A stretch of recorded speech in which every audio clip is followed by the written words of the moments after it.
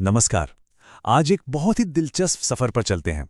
भारत का पता ढूंढने, मतलब दुनिया के नक्शे से लेकर इसके एकदम पड़ोस तक। ये एक ऐसी कहानी है जो हमें ये समझने में मदद करेगी कि कैसे किसी देश का भूगोल उसकी किस्मत को शक्ल देता है।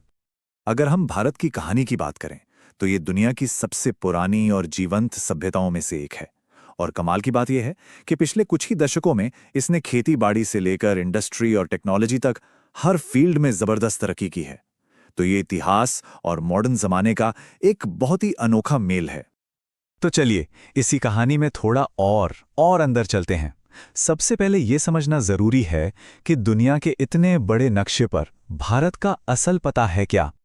अब किसी भी जगह का पता लगाने के लिए ना हम अक्षांश और देशांतर, मतलब लैटिट्यूड और लॉन्गिट्यूड का इस्तेमाल करते हैं। बहुत सिंपल है। अक्षांश बताता है कि कोई जगह उत्तर में है या दक्षिण में, और देशांतर वो बताता है कि वो पूर्व में है या पश्चिम में। समझिए कि ये धरती का अपना जीपीएस सिस्टम या गूगल मैप्स है। तो फिर भारत का पता क्या हुआ? देखिए, भारत पूरी तरह से उत्तरी गोलार्ध यानी नॉर्दर्न हेमिस्फीयर में है। इसकी मुख्य जमीन 8 डिग्री 4 मिनट उत्तर से 37 डिग्री 6 मिनट उत्तरी अक्षांश तक और 68 डिग्री 7 मिनट पूर्व से 97 डिग्री 25 मिनट पूर्वी देशांतर तक फैली हुई है।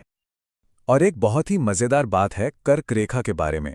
ये जो रेखा है 23.5 डिग्री 30 मिनट उत्तरी अक्षांश पर, ये देश के लगभग बीच से गुजरती है और भारत को मोटे तौर पर 2 बराबर हिस्सों में बांट देती है। और इसका असर देश के मौसम से लेकर यहाँ के पेड़ पौधों और जानवरों तक पर पड़ता है।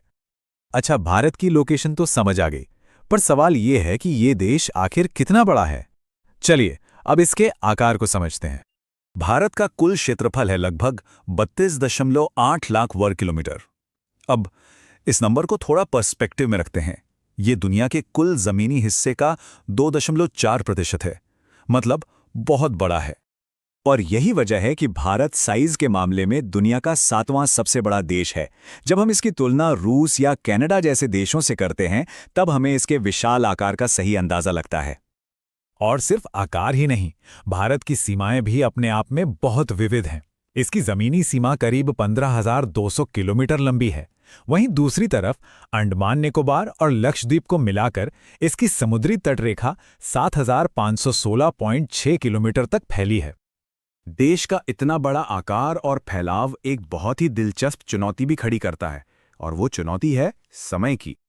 कभी सोचा है कि ऐसा क्यों है कि पश्चिम में गुजरात और पूर्व में अरुणाचल प्रदेश के लोकल टाइम में लगभग 2 घंटे का फर्क आ जाता है?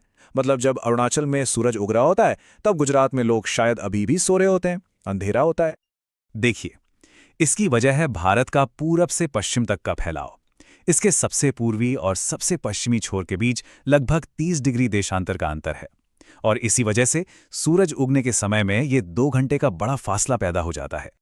तो फिर इस प्रॉब्लम का सल्यूशन क्या है? इसका सल्यूशन है एक स्टैंडर्ड टाइम बनाना। हमने 82 डिग्री 30 मिनट पूर्वी देशांतर को पूरे देश का मानक समय मान लिया है। ये लाइन उत्तर प्रदेश के मिर्जापुर से गुजरती है और ये पक्का करती है कि अरुणाचल से लेकर गुजरात तक हर किसी की घड़ी में एक ही टाइम हो। चलिए अब थोड़ा जूम आउट करते हैं और बड़े पिक्चर को देखते हैं। समझते हैं कि भारत की ये जो यूनिक लोकेशन है, वो दुनिया भर में व्यापार और संस्कृति के लिए इतनी जरूरी क्यों है। भारत की लोकेशन देखिए, ये एशिया के एकदम सेंटर में है, पूरब और पश्चिम एशिया के बिल्कुल बीच में। ये एशियाई महाद्वीप का एक ऐसा हिस्सा है जो दक्षिण की तरफ हिंद महासागर में फैला हुआ है। और ये बात तो वाकई कमाल की है कि हिंद महासागर में किसी भी और देश की कोस्टलाइन यानी तटरेखा भारत जितनी लंबी नहीं है। और शायद यही एक बड़ी वजह है कि एक पूरे महासागर का नाम हमारे देश के नाम पर पड़ा। सोचिए, सदियों पहले जब समुद्री रास्ते इतने आम नहीं थे, तब भी विचारों और सामानों का लेन देन होता था इन्हीं पहाड़ी दर्रों से गुजरने वाले जमीनी रास्तों से। उपनिषद और रामायण की कहानियां, पंचतंत्र की कथाएं, यहाँ तक कि डेसिमल सिस्टम और हमारे मसाले सब यहीं से दुनिया तक पहुंचे। और बाहर से भी चीजें आईं, जैसे ग्रीक मूर्तिकला और पश्चिम एशिया की वास्तुकला, जिसमें गुंबद और मीनारें थी। तो अब अपने सफर के आखिरी हिस्से में थोड़ा और जूम इन करते हैं और भारत के सबसे करीबी पड़ोसियों पर नजर डालते हैं।